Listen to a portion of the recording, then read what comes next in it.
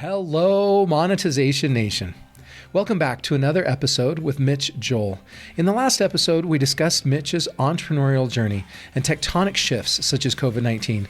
In today's episode, we will discuss credibility marketing, gatekeepers, and the direct-to-consumer movement. One tectonic shift that we've been talking a lot about on the show is this concept of credibility marketing. 20 years ago, 25 years ago, businesses were still buying as much advertising as they could get their hands on and then using that advertising to tell the world how awesome they are. And that behavior doesn't work very well anymore. What businesses say about themselves is not trusted. And businesses are having to find much more credible ways to communicate to their audience, whether it be influencer marketing or word of mouth referral marketing or marketing through reviews or customer success story videos, right? There's lots of different ways to do it. And companies are having to make that tectonic transformation. Can you share any thoughts or stories, advice that you might have about credibility marketing? Yeah, I mean, in all honesty, I don't know if I prescribe to the thesis. Okay. I think that we still do live in a world where people spend billions of dollars, whether it's on Google or Facebook or YouTube, to get a concept into people's brains. And that does result in transactions happening. I think at the end of the day, at a very primal level, what you're talking about is, are you paying for attention or earning attention? And I think within that, there's nothing new. I think the internet facilitated the ability for a business to have access at a distribution level to a much larger group without gatekeepers. I believe in that. But I don't prescribe to the idea that paying for someone's attention is any different. Buying a click is no different than paying an influencer to show your wares to their hundred thousands or millions of followers. So I don't feel like the function of it is all that different. I think what has happened is there's been fragmentation in advertising. I think the fragmentation has enabled brands to not have to worry about Thursday at 8 p.m. on TV. I think that the fragmentation has moved advertising from a scarcity model to one of abundance that still caters to a scarcity premium. I also think that there's a big difference between direct response strategies or storytelling strategies.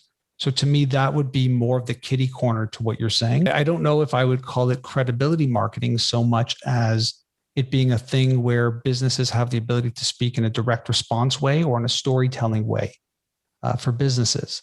So direct response is still real and storytelling is still real. If you look at 30-second spots, traditionally, some of them were direct response, call now infomercial-like, and some of them were I'd like to teach the world to sing, a Coca-Cola commercial, a jingle, a where's the beef, a slogan, or whatever it might be. I really don't see that big of a change now other than this gatekeeper being removed. That as a brand, you have the opportunity to create your own storytelling platforms in a more profound way and build it in a consistent and cohesive way.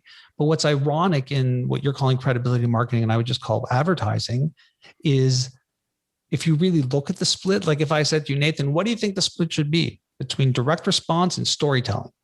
You would pragmatically say 50-50. But if you really look at what brands are doing, it's probably 95-5. 95 on direct response. I mean, that's why Google and Facebook and on have the revenues they have. Facebook isn't giving the brand on their page access to their whole audience. They have to pay for it. Yeah. If you look at great content that's being retargeted, a lot of that great content isn't even direct response. A lot of the smarter marketers are doing storytelling off of the retargeting. Let me show this cool video about 5 things you may not have known. And then underneath it is, that's my brand if you want to buy from us. They're paying to have somebody watch a piece of storytelling content in the hopes that that becomes some form of direct response transaction. So there's more complexity, there's more digitization, but there's also more access. And I see it more like that. So I don't think brands that advertise traditionally have lost credibility. I think that brands that aren't credible and are trying to tell non-credible stories are struggling to do so in a world that's more transparent. I think that's true. Yeah, that's a good point. And when it comes to reviews and things like that, and influencers especially, I mean, it's kind of just like bad media, really. if you're paying for people to write reviews, if you're marketing within reviews, if you're paying people who don't really know or like your product to talk about how great your product is just because they have an audience, that's not much difference than primetime TV, is it? I mean, we're hoping that the people who watch this TV show will also like the stuff that we're selling over here. The hard work is in that storytelling in terms of building a direct relationship with the customer, which again, I'm not going to take credit for it, but that was the subtitle of my book and my podcast from 20 years ago, right? 6 Pixel Separation is how to connect to everybody, right? In a world where everyone is connected.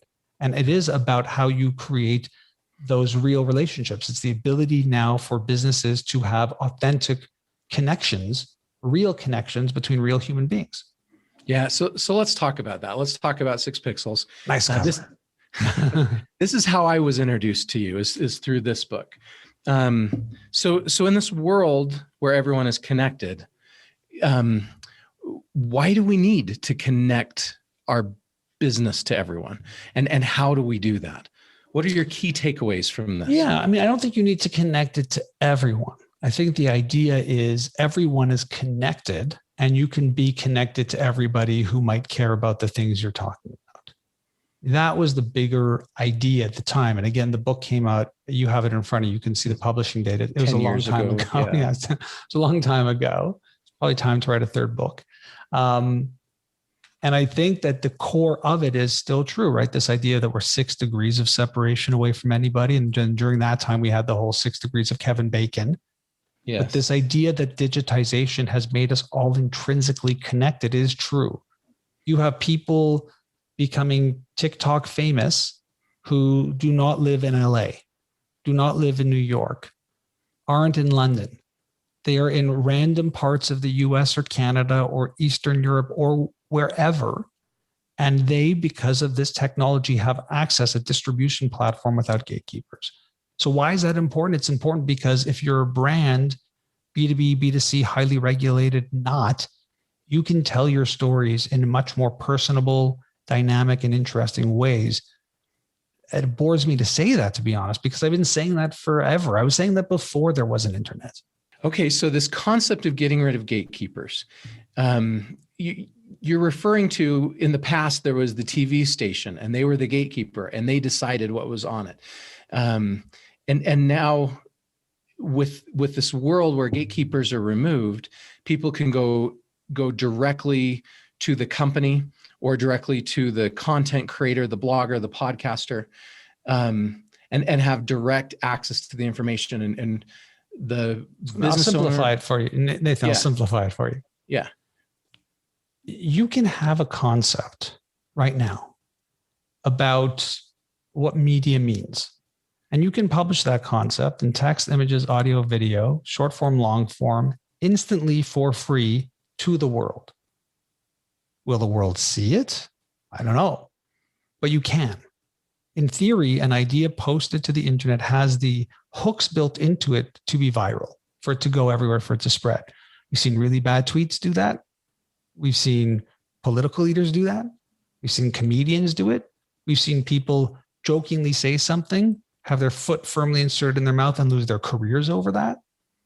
So we know that in a nuanced way, that's still very, very viable. And that's all that means, is that you have that access. The people who would say, oh, you want to reach 3/4 of Americans and you're not on TV at 8 p.m. on Thursday, you can't do that. And by the way, again, not an original thought. People like Seth Godin have said it before, Joseph Jaffe. There were many others, even before me, who were identifying this. In fact, I think gatekeeper is literally Seth Godin's term. So we should probably acknowledge that I probably lifted it from him.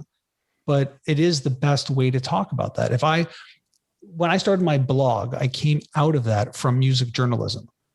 Music journalism is a hard business. You think it's hard now? It was harder before the internet.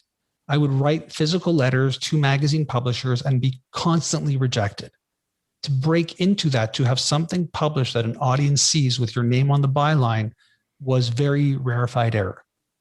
So when blogging came along, I'm all in. And then what happens in subsequent years is I'm pitching stories, whether it's Harvard Business Review or whomever, and they would either take it or not. My reaction wasn't, wow, I feel really dejected. Like the Harvard Business Review didn't take that article. It was like, oh, you don't want it? It's okay. I'll publish it on my own. on my blog, and then I'll put it on LinkedIn, and then I'll put it on Medium, and then I'll put it here, and then I'll go to Huffington Post, and suddenly my article was in 50 places, and it got the attention, it had the distribution, and those people who would traditionally hold it for access for money are gone. Now, we could argue, if you fast forward to where we are now in 2021, that there are gatekeepers again. That if you get 50 people to like your Facebook page, Facebook may only show it to 5 people, and they want you to pay to amplify that message. Yeah. So you could argue that those gatekeepers are back, or you could argue, but don't use Facebook. Yeah. Collect names and build a newsletter and send people newsletters and tell them great stories that way. Yeah, you could win that way. You see people arguing, influencers and creators fighting in places like Clubhouse or YouTube. What they're really angry about is the distribution. Am I part of the algorithm? So if you're worried about that component of it, because it does replicate and seemingly have a connection to the traditional media institutions, well, then just build your own, build that direct relationship. Yeah. And that's one of the topics you've been talking about recently, is the direct impact, is businesses that were traditionally not direct to consumer companies, that they should start thinking as if they are direct to consumer companies. You want to share a few thoughts on that? Well, I mean, it's almost antiquated now, because, we talked about this whole DTC, this direct to consumer movement. It was picking up a lot more steam prior to the pandemic, and then became glaringly obvious to everybody that they needed to be involved in this. But what you had is many brands being created that were leveraging things like not having to go to retail, not having middlemen, not having to do the traditional co-marketing, but I could build this product, I could source it, I can drop ship it, and I can get it going in a direct way to the consumer. I can create values around it. I can create data and analytics around it. And you wound up having, Kardashian-like success in terms of $1 billion, $100 million sales in things like cosmetics, which the Kardashians did. And I believe what they did exceptionally well, one is leverage brand, absolutely, leverage storytelling, absolutely, but they could listen in a really powerful way. They could see which colors their fans were talking about and produce against that. If they were doing lip gloss, but saw people talking about eyelashes, they could go there. So they weren't trying to guess, they were following the flow of communication that was happening in that direct capacity.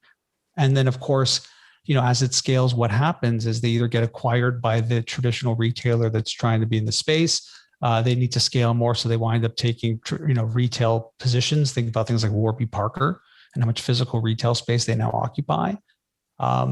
But they still have that direct-to-consumer attitude. And what I think is valuable, you're talking about one of the keynote speeches that I give, is there's a lot of lessons within what makes direct-to-consumer very attractive that may or may not be on the radar of some more traditional brands or organizations or associations and how they think. And there's lessons to be learned about being analytics first, building your influencer base, things like that. So building a base of people that follow you, and then listening really well to them. And like you said, following the flow. Yeah, nothing original from me.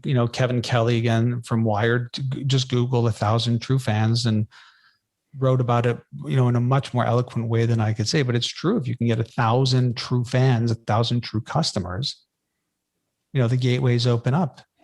Thank you so much, Mitch, for sharing your stories and insights with us today.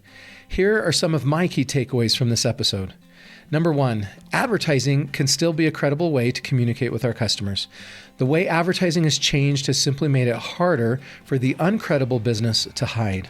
Number 2, the internet has removed many of the gatekeepers in the way of brands communicating with their customers. And number 3, we should create direct lines of communication with our customers. This way, we can listen to their wants and needs to create a brand they really love.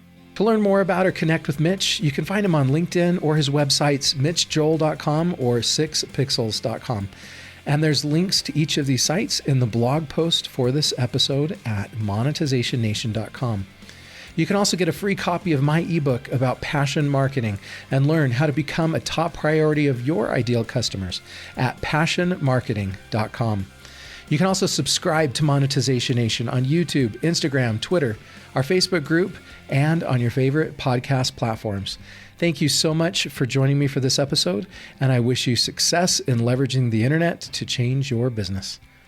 Do you want to become a better digital monetizer? To receive great monetization stories and secrets, please go to monetizationnation.com and join free. And if you liked today's episode, please subscribe to the show and share it.